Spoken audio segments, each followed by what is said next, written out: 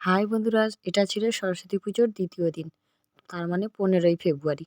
তো সারাদিন কাজবাজ করে আর ভিডিও নিয়ে বসা হয় না, ভিডিও করা হয় না। তাই জন্য সবকিছু রান্না-বান্না শেষ করে এই যে ১৪ তারিখে আমরা কোনো রকমে আনন্দ করে কাটিয়েছি। কিন্তু ১৫ তারিখ আমরা একটা খেলাধুলা, একটা নয় ২-৩ টে খেলাধুলার প্রোগ্রাম রেখেছিলাম। তার মধ্যে ১ম হলো এই যে সাজানো প্রতিযোগিতা, যেটাকে আমরা বলি ছদ্মবেশ প্রতিযোগিতা।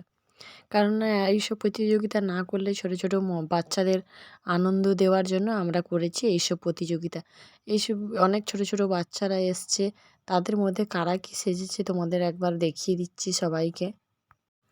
এই ছদ্মবেশ প্রতিযোগিতায় ছোট বড় সবাই অংশগ্রহণ যেহেতু করতে পারে বলেছিলাম, তাই জন্য শুধু ছোটরাও আসেনি, বড়রাও এসছে।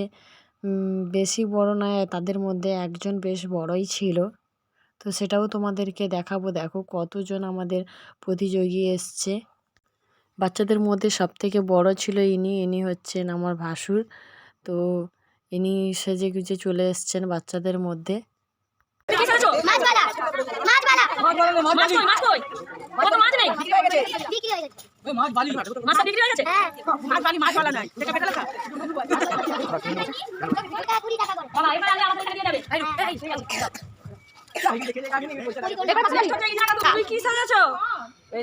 मुझको देखने नहीं पाता क्या, मैं काले सजता हूँ। एक तो गांटा का गांटा गाओ देखी।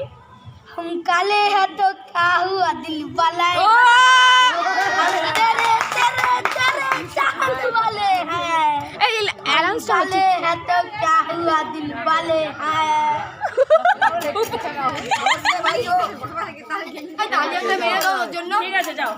তো আমরা এক এক প্রতিযোগীদের ডেকে সবাই কে কী সেজেছে তাদের কাছ থেকে জেনে নেব, কিন্তু মাইক চলাকালীন তোমাদেরকে কোনো আওয়াজই আমরা দেখাতে পাচ্ছি না। কারণ তোমরা সবাই জানো যে মাইক চলাকালীন কোনো আওয়াজ দেওয়া যাচ্ছে না। ভিডিওটা অনেক কষ্ট করে অনেক নেট পুড়িয়ে যখন করে উঠি, শেষে যখন একটু সামান্য একটু মাইকের আওয়াজ চলে যায় না, তখন অনেকটা কপিরাইট দিয়ে দেয়।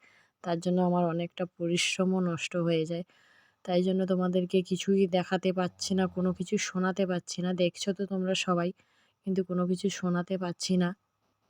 তো একে একে সবাই কে কী সেজেছি তোমাদেরকে ঠিকমতো বলতে পারবো না, কিন্তু বিভিন্ন রকমের বাচ্চারা ছিল, বিভিন্ন রকমের সাজ সেজে আমাদের মঞ্চে এসেছিলো এবং ওরা খুব সুন্দর ভালোভাবে অ্যাক্টিং করে ওদেরকে এক একজনকে ডাকা হয়েছিল। ওরা এক একজনের রোল করে আমাদেরকে দেখিয়েছিল কে কেমন কী সেজেছে, কেমন কী হয়, এইসব রোল করে আমাদেরকে দেখিয়েছে।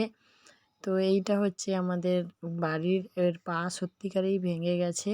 তো এও আমাদের সঙ্গে ছোট ছোট বাচ্চাদের সঙ্গে এও একটু মন খারাপ হচ্ছিলো, তাই জন্য ওকেও নেওয়া হয়েছে। তো আমাদের ছদ্মবেশ প্রতিযোগিতা প্রায় শেষের মুহূর্তে কমপ্লিট হয়ে এসছে। আমরা আর ছদ্মবেশের জন্য তোমাদের আর বেশি কিছু দেখাচ্ছি না, সবাইকে তোমরা দেখে নিয়েছো। তো আমাদের এরপরের খেলাধুলা হয়েছিল হাঁড়ি ভাঙা প্রতিযোগিতা। হাঁড়ি ভাঙা প্রতিযোগিতার জন্য সবাই রেডি হয়ে গেছে। আর এই যে প্রথম সেই পার্টিসিপেট, প্রথম নয় এর আগে ২-৩ জন হয়েছে, তোমাদেরকে দেখাইনি। কিন্তু একে আমার মনে হচ্ছে যে মানে ওর আগ্রহটা দেখে আমরা খুব খুশি হয়েছিলাম, তাই জন্য ওকে দেখানোর প্রয়োজন মনে করলাম, এই জন্য ওকে দেখানো হয়েছে। তো একে একে ছোট বড় সবাই আমরা হাঁড়ি ভাঙা প্রতিযোগিতায় সবাই নাম দিয়েছিল। কারণ যে কেউ পারুক না পারুক এটা বড় কথা নয়, সবাই অংশগ্রহণ করাটাই হচ্ছে বড় কথা। যে যেমন পারুক তাই করতে হবে। কেন হাঁড়ি ভাঙা প্রতিযোগিতা এমন একটা কঠিন জিনিস, আমরা বড়রাই ফেল হয়ে যাই, কিন্তু এক সময় ছোট বাচ্চারাই ভালো কাজ করে যায়, মানে হাঁড়িটিকে ভাঙতে পারে। তাই জন্য সবাই ছোট বড় কোনো তফাৎ না দেখে আমরা সবাইকে এই প্রতিযোগিতায় অংশগ্রহণ করতে দিয়েছি। হাঁড়ি ভাঙা প্রতিযোগিতার পরে ছিল আমাদের মোমবাতি জ্বালানো প্রতিযোগিতা। তো মোমবাতিটা রেডি করতে করতে তখন আমি বাচ্চাদের ২-১টা কোয়েশ্চেন, মানে কবিতা বাচ্চাদের কাছ থেকে শুনে নিয়েছিলাম। এবারে আমাদের মোমবাতি রেডি করা হয়ে গেছে, মোমবাতি জ্বালানো শুরু হয়ে গেছে। কিন্তু মোমবাতি জ্বালাতে জ্বালাতে একটা ভারী বড় বিপর্যয় হয়ে এসছে। প্রায় ৪-৫ জন মতো মোমবাতি জ্বালানো শুরু করেছে, তারপরেই হয়ে উঠছে একটা বিশাল ঝড়। অতিরিক্ত ঝড় বৃষ্টির কারণে আমরা মোমবাতি জ্বালানো বন্ধ করে দিয়েছিলাম।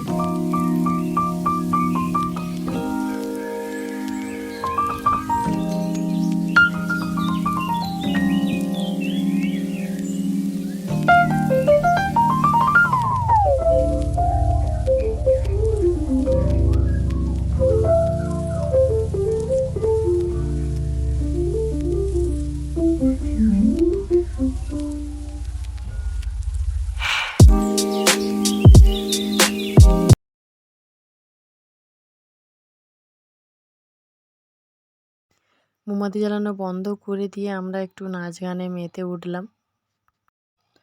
কারণ এতটা ঝড় বৃষ্টি যে মোমবাতি একেবারে জ্বালানো যাচ্ছে না, আর একটু হাওয়া দিলেই তো মোমবাতিটা নিভে যায়।